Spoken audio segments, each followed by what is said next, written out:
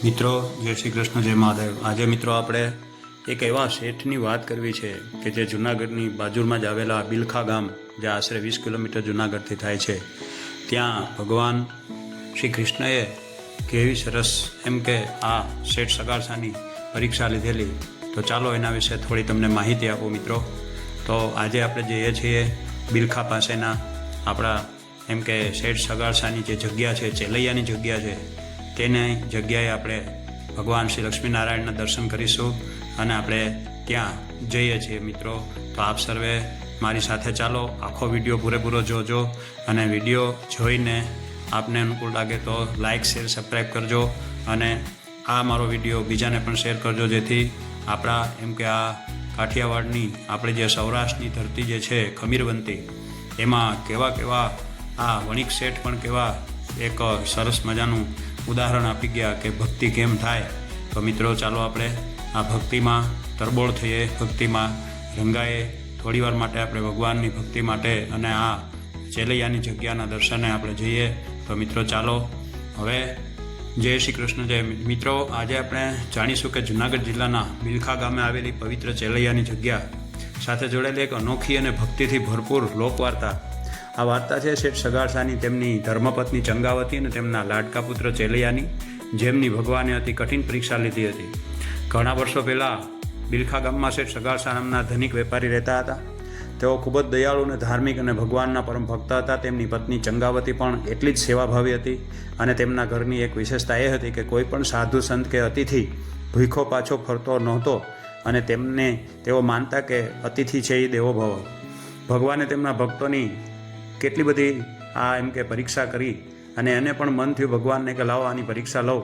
તો ભગવાન એક વૃદ્ધ સાધુના વેશમાં તેના ઘરે આવ્યા અને એમણે શેઠ સગારસાએ સાધુનું ખૂબ આદરપૂર્વક સ્વાગત કર્યું, પગ ધોવડાવી, આસન આપ્યું અને ભોજન માટે વિનંતી કરી। પરંતુ આ સાધુ છે એમને તો એવી હટ પકડી કે મારે તમારા પુત્રનો એમ કે ચેલૈયાનું માંસ બનાવીને જમવા આપો તો જમવું છે, તો તમારે મને એ જમાડવું પડશે। મિત્રો આ સાંભળીને શેઠ અને શેઠાણીના હૃદય પર વીજળી પડી, કારણ કે એકનો એક દીકરો અને એની પાસે આવી માગણી કરે તો સ્વાભાવિક છે કે માને અને બાપને દુઃખ થાય જ। તો તેમણે ભગવાનને પ્રાર્થના કરીને વિચાર્યું કે જો આ ભગવાનની ઈચ્છા હશે તો તેઓ પોતાની ફરજ નિભાવશે। ચેલૈયાને જ્યારે આ વાતની ખબર પડી ત્યારે તેણે માતા પિતાને કહ્યું કે જો મારા બલિદાનથી ભગવાન પ્રસન્ન થાય અને તમારું વચન સાચું રહે તો મને કોઈ અફસોસ નથી, મને એ વાતનો આનંદ થશે કે મેં એક ભગવાનનું કામ કર્યું છે।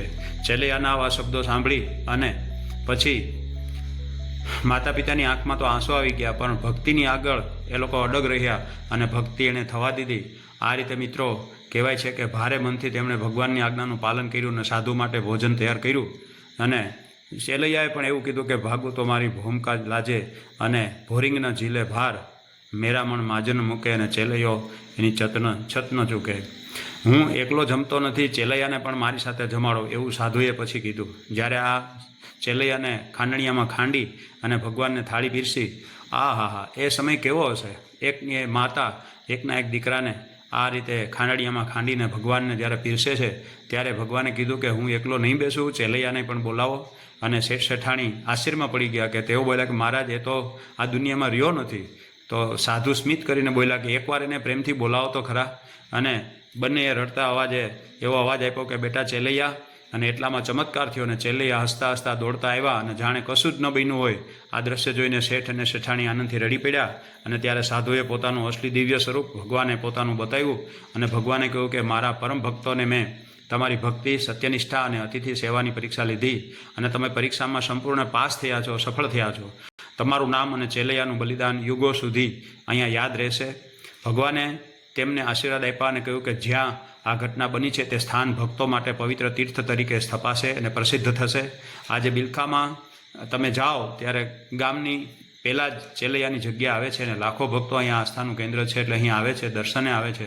ભગવાન આપણે લક્ષ્મીનારાયણનું અહીંયા મંદિર પણ છે અને જે જગ્યાએ ખાંડણીયામાં એને ખાંડવામાં આવ્યા હતા એ ખાંડણીઓ પણ આજના દિવસે ત્યાં રાખેલો છે। આ વાર્તા આપણને શીખવે છે કે સાચી ભક્તિ, સેવા, સત્ય અને ભગવાન પ્રત્યેનો અડગ વિશ્વાસ જીવનનું સૌથી મોટું। મિત્રો હવે આપણે ઉપરના ભાગમાં એક શ્રી લક્ષ્મીનારાયણ ભગવાનનું મંદિર છે એ પણ આપણે જોઈએ અને ત્યાં પણ આપણે દર્શન કરીએ। તો ચાલો મારી સાથે અહીંયા આ જે જગ્યા છે એમાં આ થોડા પગથિયા ચડીએ એટલે અહીંયા બહુ સરસ એક મોટું મંદિર કે જે ઉપરના ભાગે આવેલું છે અને એમાં શ્રી લક્ષ્મીનારાયણ ભગવાન બિરાજમાન છે મા લક્ષ્મીજી સાથે. તો આવો આપણે અહીંયા પણ મિત્રો દર્શન કરીએ અને ભગવાનને પ્રાર્થના કરીએ કે ભગવાન સર્વેની મનોકામના પૂર્ણ કરજો.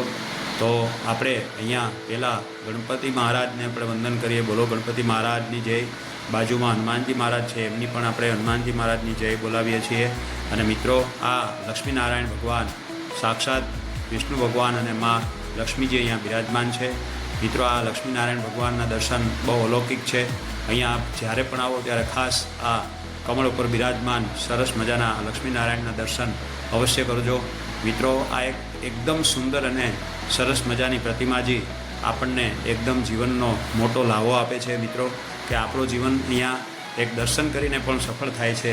કેટલી સરસ આબેહૂબ આ મૂર્તિઓ અને આ ભગવાન શેષનાગ માથે ફણીધર જે બિરાજમાન છે. તો મિત્રો આ લક્ષ્મીનારાયણ ભગવાનના દર્શન પણ આપણને એક ખૂબ આનંદ આપે છે.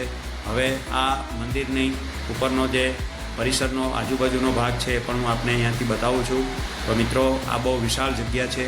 અહીંયા આ વિશાળ જગ્યામાં એમ કે ગૌશાળા પણ ચાલુ છે અને અહીંયા રાતવાસો કરવા માટે કોઈ પણ સાધુ સંતો આવે છે તો એમને પણ રહેવા માટેની ઉત્તમ વ્યવસ્થા છે. ભોજનની પણ વ્યવસ્થા હોય છે મિત્રો. તો અહીંયા આ રીતે આ વિશાળ જગ્યામાં આજુબાજુમાં પણ આટલો મોટો શેડ અને આ બધું એમ કે અહીંયા જે યાત્રિકો માટે પણ થોડી વ્યવસ્થા રાખી છે. તો મિત્રો આ રીતે આપ જ્યારે પણ અહીંયા આવો ત્યારે આ એમ કે ચેલૈયાની જગ્યા શેઠ સગાડસાની જગ્યામાં આપ ચોક્કસ આવજો અને આ બધા મંદિરનો દર્શન કરી અને અમૂલ્ય તમારું જીવન ધર્મમય બનાવજો અને તમે એક સાર્થક જીવન જીવ્યા છો એ સાબિત થશે મિત્રો. આજના દિવસે પણ અહીંયા એમ કે ખાંડણીયાના દર્શન થાય છે. હવે આ ખાંડણીઓ એ જમાનાનો હોય કે કેમ એક એવું અશક્ય છે, પણ આ ખાંડણીયાની વાર્તા આમાં વણાયેલી છે એટલે અહીંયા ખાંડણીઓ પણ છે મિત્રો. અહીંયા એક ઘટાદાર વડનું વૃક્ષ છે જે એકદમ શીતળતા અને ખૂબ ઘાટો છાંયો આપે છે. તો મિત્રો આ પણ એક પરિસરની અંદર આવેલી જગ્યામાં એક અતિ શોભાયમાન અને એકદમ શીતળતા આપે એવો અને સામેના ભાગમાં આ એમ કે જગ્યાનું જે ઓફિસ જેવું બતાવે છે ત્યાં પણ એમ કે તમને પાકી પહોંચ આપીને એમ કે અહીંયા ડોનેશન પણ સ્વીકારવામાં આવે છે. કારણ કે આટલું બધું એમ કે આ મેન્ટેન કરવું એ જરા અઘરું છે આજના યુગમાં મિત્રો. અને અહીંયા એમ કે બગીચાનું પણ થોડું અહીંયા મેન્ટેન કરવામાં આવે છે કે જે ભગવાનના ફૂલ માટે કાયમ વ્યવસ્થા અંદરથી જ થઈ જાય એટલી બધી સરસ જગ્યાઓ છે મિત્રો. પણ આ બાજુના ભાગમાં એક હનુમાનજી મહારાજનું મંદિર છે મિત્રો. આપણે ત્યાં પણ દર્શને જઈએ. અને આ હનુમાનજી મહારાજ કે જેનું નામ ઈચ્છાપૂર્તિ હનુમાનજી મહારાજ, ઈચ્છાપૂર્તિ હનુમાનજી દાદા એવું અહીંયા નામ છે મિત્રો. હું એ પણ આપને વંચાવું છું. જુઓ શ્રી ઈચ્છાપૂર્તિ હનુમાનજી દાદાનું આ મંદિર છે. તો આપણે પણ અહીંયા આપણે દર્શન કરીએ. શિખરના પણ દર્શન કર્યા મિત્રો. તો હવે મંદિરની અંદર આપણે જઈએ, પ્રવેશ કરીએ અને ભગવાન હનુમાનજી મહારાજને પણ વિનંતી કરીએ કે સર્વેનું કલ્યાણ કરજો, સર્વેને સુખ શાંતિ આપજો પ્રભુ. આ શ્રી ઈચ્છાપૂર્તિ હનુમાનજી દાદા અહીંયા અંદરના ભાગમાં મંદિરમાં બિરાજમાન છે. તો મિત્રો અહીંયા આ જે હનુમાનજી મહારાજ છે એનું પણ આપણે દર્શન કરી અને એની જય બોલાવીએ. બોલો હનુમાનજી મહારાજ કી જય, ઈચ્છાપૂર્તિ હનુમાનજી દાદાની જય. મિત્રો અહીંયા આ જીર્ણોદ્ધારનું કામ હમણાં થોડા સમય પહેલાં થયેલું હોય એવું જણાય છે. હજુ પણ ગાયોના શેડનું પણ કામ ચાલુ હોય એવું લાગે છે. તો મિત્રો અહીંયા આ જે જીર્ણોદ્ધારના કામ કરેલા છે એમાં આ બંને સાઈડના પિલોરમાં એમ કે જે લોકો આ ડોનેશન કે કંઈ આપતા હોય છે અથવા તો આ કામ કરતા હોય તો એના પણ અહીંયા પિલોરમાં નામ લખુ બાપાના સિયારામ અને જસુબાના જય સિયારામ એવું લખેલું છે. લખુ બાપાના જય સિયારામ અને જસુબાના જય સિયારામ એ આપણને એક દાન માટે પણ કાયમ માટે યાદી કરે છે. તો મિત્રો અહીંયા દાન આપજો. અહીંયા ગૌશાળાનું પણ કામ ચાલુ છે. તો અહીંયા આ બાજુની સાઈડમાં આ મંદિરનો પાછળનો ભાગ એટલે કે હનુમાનજી મહારાજની આ જે દેરી છે, મંદિર છે, એની પાછળનો આ ભાગ છે. અહીંયા પણ આ મંદિર એમ કે 11/12ના રોજ પ્રાણ પ્રતિષ્ઠા થઈ છે એવું અહીં બતાવે છે અને 2019માં પ્રાણ પ્રતિષ્ઠા થઈ છે મિત્રો. અને આ સરસ મજાનો લાભ